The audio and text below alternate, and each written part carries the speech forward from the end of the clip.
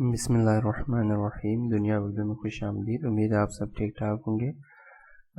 تو اسٹوڈنٹس، آج جو نا مرزا غالب کی غزل بازیچہ اطفال ہے دنیا میرے آگے، اس غزل کی تشریحات کو لے کر آپ کی خدمت میں حاضر ہیں، اور انشاءاللہ آج کی کلاس میں ہم مرزا غالب کی اس غزل کی آج نا کچھ تشریحات آپ تک پہنچا دیں گے، اور اگلی ویڈیو میں انشاءاللہ باقی جو نا اشعار کی تشریحات آپ تک پہنچا دیں گے۔ تو آئیے سب سے پہلے شعر نمبر 1 کی جو نا تشریح دیکھتے ہیں۔ بازیچہ اطفال ہے دنیا میرے آگے، بازیچہ اطفال ہے دنیا میرے آگے، ہوتا ہے شب و روز تماشا میرے آگے۔ حل لغت دیکھ لیجیے یعنی مشکل الفاظ کے معنی۔ حل لغت یعنی جو شعر میں مشکل الفاظ ہوتے ہیں وہ۔ بازیچہ اطفال یعنی بچوں کا کھلونا، کھیل کود کی چیز۔ شب و روز دن، رات دن یا وقت کا گزرنا۔ تماشا، تماشا یعنی دکھاوا یا منظر۔ شب و روز دن رات وقت کا گزرنا، ٹھیک ہے۔ میرے آگے یعنی میرے سامنے یا میری نگاہ میں۔ مفہوم دیکھ لیتے ہیں۔ مفہوم کیا ہے؟ شعر کو مختصر ترین کر کے لکھنا یا شعر کا مرکزی خیال ہم مفہوم کہلاتے ہیں۔ اس شعر کا مفہوم یہ ہے کہ دنیا اور اس کی چمک دمک، رونقیں اور مصروفیات شاعر کی نظر میں محض ایک کھیل ہیں جنہیں وہ سنجیدگی سے نہیں لیتا۔ وہ کہتا ہے کہ جس طرح بچوں کے کھیل کی کوئی حقیقت نہیں ہوتی، اسی دنیا کی بھی کوئی حقیقت نہیں ہے۔ تشریح دیکھ لیجئے۔ مرزا غالب اس شعر میں دنیا کی حقیقت کو ایک گہرے اور فلسفیانہ انداز میں بیان کیا ہے۔ شاعر کہتا ہے کہ اس کے نزدیک یہ دنیا محض ایک کھیل ہے۔ جیسے بچے کھیلنے کے لیے کھلونوں سے دل بہلاتے ہیں، ویسے ہی دنیا کی رونقیں، مصروفیات اور ظاہری چمک دمک صرف ایک عارضی اور فانی تماشا ہیں۔ شاعر کے لیے دنیاوی معاملات میں سنجیدگی اختیار کرنا بے معنی ہے، کیونکہ وہ جانتا ہے کہ یہ سب ایک وقتی اور دکھاوے کی چیز ہے جس کا کوئی پائیدار وجود نہیں۔ وہ کہتا ہے کہ میرے سامنے شب و روز کا مسلسل آنا جانا، لوگوں کی ہلچل، دنیا کے نشیب و فراز، یہ سب ایک تماشے کی مانند ہے جو میں ایک تماشائی کی طرح خاموشی سے دیکھتا ہوں۔ غالب کی نظر میں دنیا کی اصل حقیقت اس کی عارضیت اور ناپائیداری ہے، اور یہی ادراک انہیں عام انسانوں سے ممتاز کرتا ہے۔ اسی شعر سے غالب کی بے نیازی، فکری بلندی اور دنیا کی حقیقت پر گہری بصیرت ظاہر ہوتی ہے۔ شعر نمبر 2 پہ آ جائیے۔ ایک کھیل ہے اورنگ سلیماں میرے نزدیک، ایک بات ہے اعجاز مسیحا میرے آگے۔ حل لغت دیکھ لیتے ہیں۔ اورنگ سلیمان یعنی تخت، بادشاہی کا تخت یا سلطنت۔ سلیمان حضرت سلیمان علیہ السلام ہیں جنہیں اللہ نے بادشاہی اور معجزات عطا کیے تھے۔ اعجاز یعنی معجزہ، فوق الفطرت عمل۔ مسیحا یعنی حضرت عیسیٰ علیہ السلام جو کہ بیماریوں کو شفا دیتے تھے یا مردوں کو زندہ کرتے تھے۔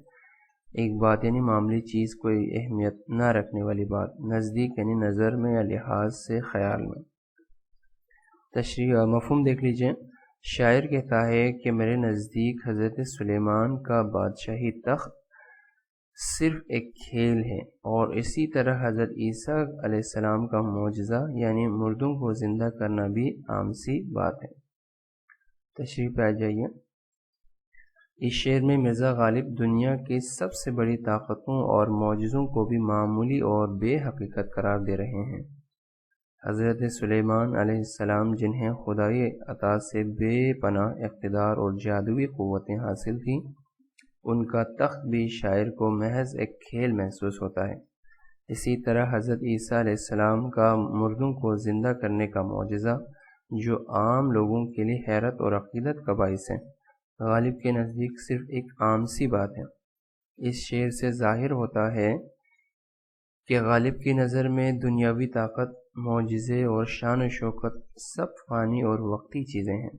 وہ حقیقت اور عظمت کو کسی اور معیار سے پرکھتے ہیں، شاید کسی روحانی یا باطنی سطح پر۔ ان کا یہ انداز نہ صرف ان کی فکری بلندی کو ظاہر کرتا ہے، بلکہ یہ بھی بتاتا ہے کہ وہ دنیاوی چیزوں سے متاثر نہیں ہوتے، بلکہ ان سے ماورا سوچ رکھتے ہیں۔ شعر نمبر 3 دیکھ لیجئے۔ جز نام نہیں صورت عالم مجھے منظور، جز وہم نہیں ہستی اشیاء میرے آگے۔ حل لغت دیکھ لیتے ہیں۔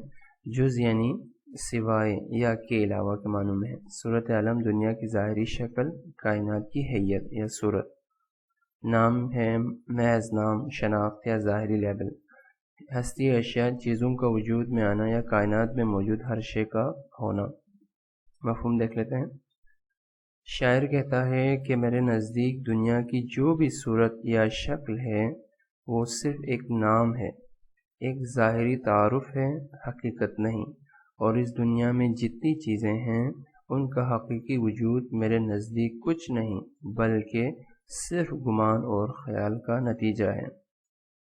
تشریح پہ آ جاتے ہیں۔ اس شعر میں مرزا غالب نے اپنے مخصوص فلسفیانہ اور عارفانہ انداز میں کائنات کی حقیقت کو بیان کیا ہے۔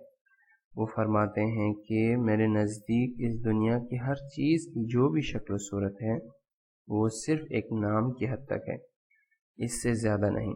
یعنی جو کچھ ہم دنیا میں دیکھتے اور پہچانتے ہیں، جیسے انسان، درخت، مکان، ستارے، یہ سب کچھ محض جو نا لیبل یا نام ہے، ان کی کوئی مستقل حقیقی ہستی موجود نہیں ہے۔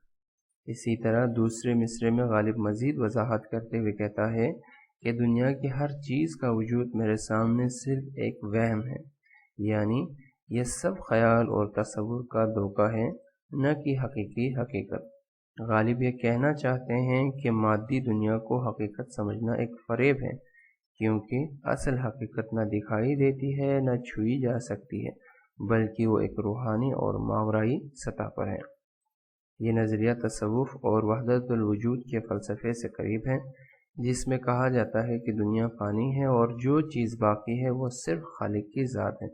اس شعر سے غالب کی دنیا سے بے رغبتی، فکری بلندی اور حقائق کو ماورائی نگاہ سے دیکھنے کی صلاحیت ظاہر ہوتی ہے۔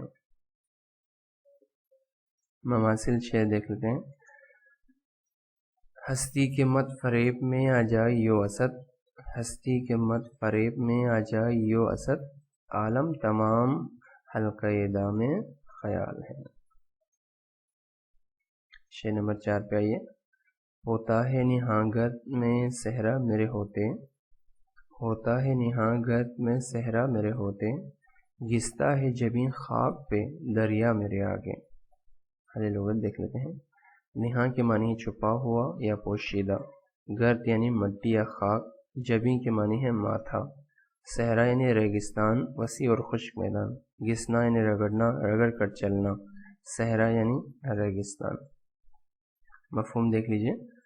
غالب کہتے ہیں کہ جیسے صحرا مٹی کے ذرات میں چھپتا ہے، اسی طرح میری حقیقت بھی دنیا کی ظاہری سطح پر پوشیدہ ہے۔